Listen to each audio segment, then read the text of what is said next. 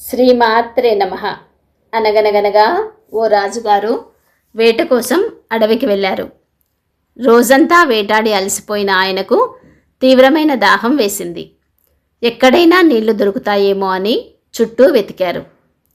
తన పరివారానికి దూరమై ఒంటరిగా వచ్చిన రాజుగారు ఎండకు దాహానికి తట్టుకోలేక అన్ని వైపులా తిరుగుతున్నారు. కొంతసేపటికి ఒక పెద్ద చెట్టు కనిపించింది. ఆ చెట్టు వెనుక కొన్ని గుడిసెలు ఉన్నాయి. ఇక్కడ మనుషులు ఉన్నట్టున్నారు అనుకుని రాజుగారు అక్కడికి చేరుకున్నారు. ఆ చెట్టు మీద ఒక చిలుక కూర్చొని ఉంది. రాజుగారిని చూసిన వెంటనే అది గట్టిగా, ఎవరో ధనవంతుడు వచ్చినట్టున్నాడు, ఒంటి మీద బంగారు ఆభరణాలు మెరుస్తున్నాయి, త్వరగా రండి, వీడి మీద పడి దాడి చేసి ఉన్నదంతా లాక్కోండి అని అరిచింది. ఆ మాటలు విన్న రాజుగారు ఆశ్చర్యపోయారు.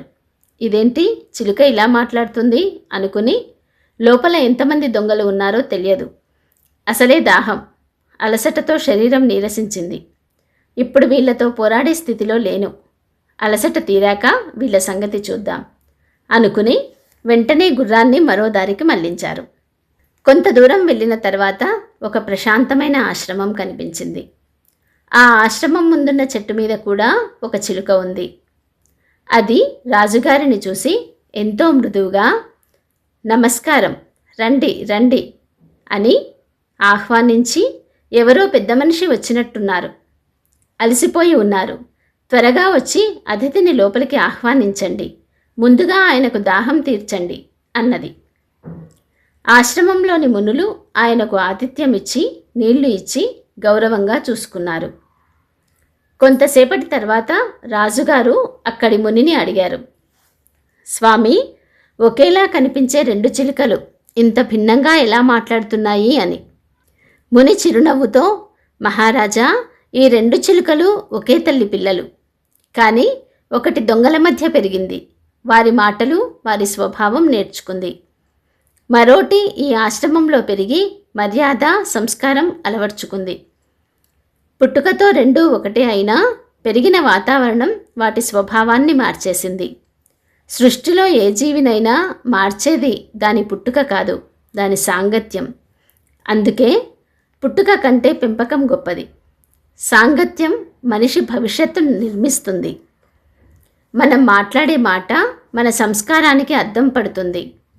మీరు మొదటి చిలుక మాటలకు కోపంతో స్పందించలేదు, అలాగే రెండో చిలుకను చూసి ఆనందంలో కూడా మునిగిపోలేదు. ఆలోచించారు, పరిశీలించారు, కారణాన్ని అన్వేషించి తెలుసుకున్నారు. అలా ఒక వ్యక్తి తప్పుగా ప్రవర్తిస్తున్నప్పుడు అతడి ప్రవర్తనను మాత్రమే కాదు, ఆ ప్రవర్తన వెనుక ఉన్న వాతావరణాన్ని కూడా అర్థం చేసుకోవాలి. మంచి సాంగత్యమే మనిషిని ఉన్నత స్థితికి తీసుకెళ్తుంది. అంతే కదా మహారాజా అన్నాడు ఆ ముని. నిజమే, ఒక వ్యక్తిని అంచనా వేసి నిర్ణయించే ముందు ఆ వ్యక్తి చుట్టూ ఉన్న వాతావరణాన్ని కూడా పరిశీలించాలి అన్నారు రాజుగారు. ఈ రోజుల్లో గూడు అంటే కేవలం ఇల్లు లేదా ఊరు మాత్రమే కాదు. మన చేతిలో ఉన్న స్మార్ట్ ఫోన్, మనము చూస్తున్న వీడియోలు, చదువుతున్న కంటెంట్, మన స్నేహితుల వర్గం, ఇవన్నీ మన గూడే.